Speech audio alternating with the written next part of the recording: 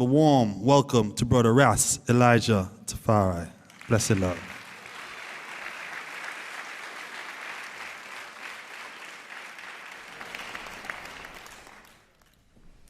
Greetings in the name of His Imperial Majesty, Emperor Haile Selassie I, Jah Rastafari. Tenestelen Exia Bira Masagan. Salam no salam na. I pray everyone is well.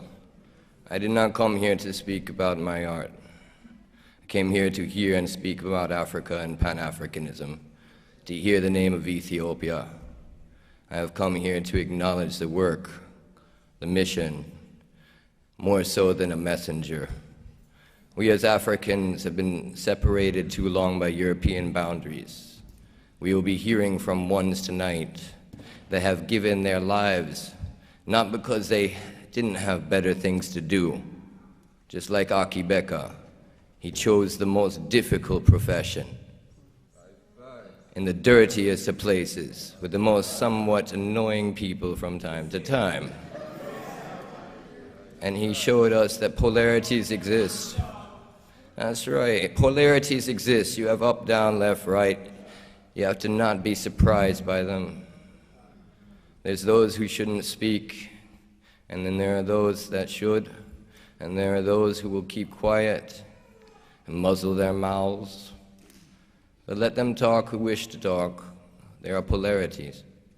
Everything has its reason. Those who show respect to those who have come before us, those who have fought with their diligent lives, who have shown us exemplary behavior, such as His Imperial Majesty. We were to be graced on this stage by His Imperial Highness, Crown Spokesman, Prince Ermias tonight, alongside Akibeka, alongside Julius Garvey, alongside Mrs. Nkrumah, along, together in unity. This is what Pan-Africanism symbolizes and is, and has been from a long time, African unity. When we come together as people who understand that this is a mission that will bring together the world when we get ourselves in order. We are not in order. We do not have peace. There is not order. It is up to us. Peace is not an is, it is a becoming. And that becoming shall be when we all fight for human rights and realize that our voice on a world stage isn't listened to, that Africa must unite on various reasons. Our art is our culture, and you can see how what has been cursed has created billions.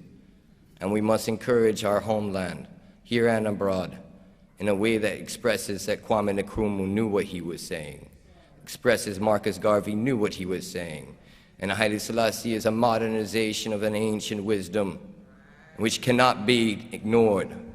And so many times when we hear of Pan-Africanism, we seem to miss Ethiopia, her contributions. It is important for us to embrace all of our leaders. It is important for us to have the unity that we wish to seek amongst our brethren. Akibeka, he knew I would not hold back words. He knew I will say what needs to be said, and I will deal with whatever it is. Let my words be acceptable before Jah.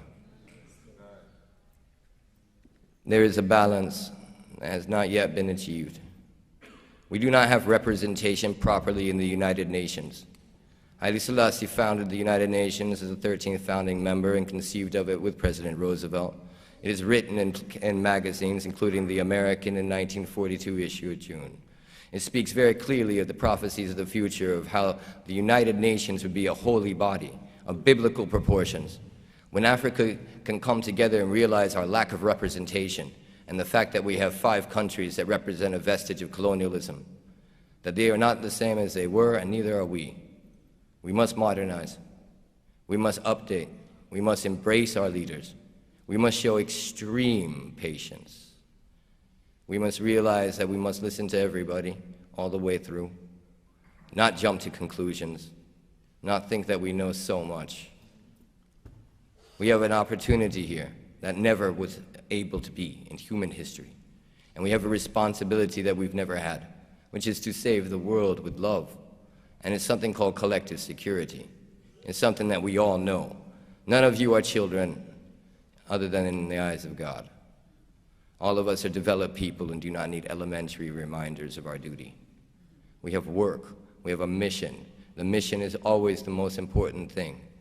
And our mission is to make sure that the earth sees a royal example from Africa. Our mission is to love each other in a whole heart, in a fullness. We have a lot to do. And I believe that if we come together, the children of these great ones who understand that they too are giving their lives. Mrs. Nkrumah has entered politics only to realize how dirty it is. She spoke and speaks of why it's important people like us join leadership positions, why we enter politics, why we become and hopefully will be a body that can be a Congress in every nation, create a balance and a check and a reformation on the United Nations, that we realize this is our house, this is our earth. And if we unite and make sure that people realize on simplicity, on the nature of what we've already built, the vision that was already established, that these things can be accomplished. We have in this house so many from so many places, and the earth in itself. We know ourselves as Ethiopians. Many great Pan-African leaders and those would do so well to acknowledge Haile Selassie. They would have so many of us on their side. Quick! All we want is to be acknowledged, that our name be heard, that Ethiopia be remembered. And it's not looked at as, Nelson Mandela, who was trained by Haile Selassie. A Jomo Kenyatta that studied and followed His Majesty. Kwame Nkrumah, who was so close to His Majesty. His Majesty taught Ethiopia a lesson when he came there. He showed them this is what it means to be a man. Take your shoes off. Wear your indigenous clothing. Speak to each other and teach each other your native languages. These boundaries are artificial and are part of this colonial vestige that needs to be removed. Too many times we are being classified in names that are not ours.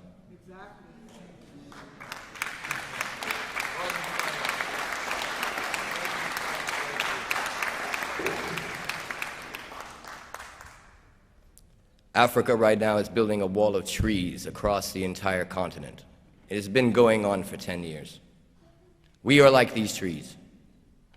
Akibeka was a field of food, and each one of those fruits, he won one tree, you many. Acres of trees, with acres of fruits, full of seed. You can eat that food and just get full. Enjoy and talk about how great that food was. Or you can plant those seeds. It is up to us to plant these. We have an obligation to Africa. Don't forget Africa first. Jah made it so that we remember we were born African. We didn't choose to be. We need to reclaim our names. Rastafari is the highest name upon creation. Unadulterated. Not perverted by anyone. His Majesty showed us a name that when we see him, we see ourselves, we see our Father. Earlier, someone said, I want you to say the name of your ancestor, someone you know in your family. I have never met any of my ancestors. I was taken away before I met any of them, out of Egypt and from the Nile. All I know is Haile Selassie, and in that joy, I have said his name every day, and I shall praise him in fullness, because in him nothing is empty.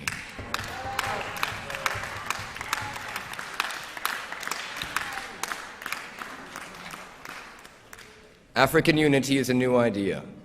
We are all in the infant stage, and that's why we must be patient but move swift. We should have understood this a long time ago. In some places in Africa, it is known. I give thanks for Ethiopia again. But it is because of Africans in the West that this idea of African unity has been such a beautiful flower.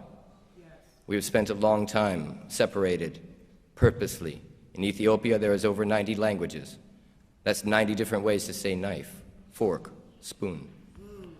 We haven't agreed for many years, but seeing the inspiration that's come out of the West will remind us once again of our great heritage and our future, that by being robbed and by suffering, by being ignored, we have come together as a mass to realize that our greatest power is with our Father and Creator, who made us exactly the same, and made us in his likeness and his image.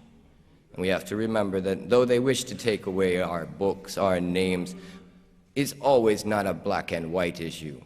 We must remove these type of mind states. There's no black land or white land. Everyone must be proud of where they come from, and encourage others to be in an upful spirit, in a loving mind, in a wise mind, in a like mind. We have to let everyone know, be proud of who you are, wherever you come from, and all of your ancestors, for they have contributed to your life. You're here because they fought hard, they died, they bled. If Marcus Garvey was here, with the amount of media and possibilities, he is in us. And this is why there's no past pretense.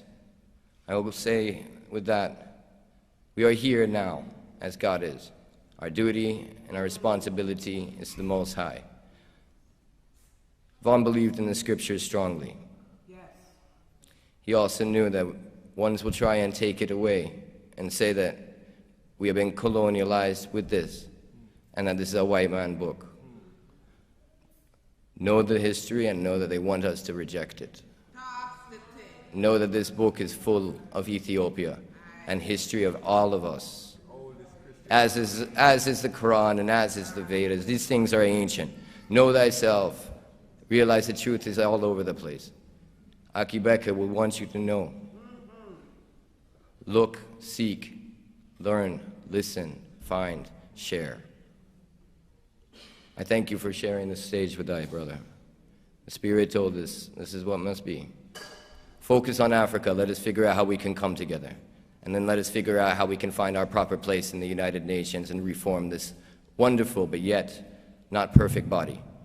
We have work to do, and it's in the salvation of the earth that we come. May we have redemption, and pray for Africa in this hour and all of mankind, that we may be acceptable to see a future of peace. In the name of His Imperial Majesty and the Holy Trinity, one God.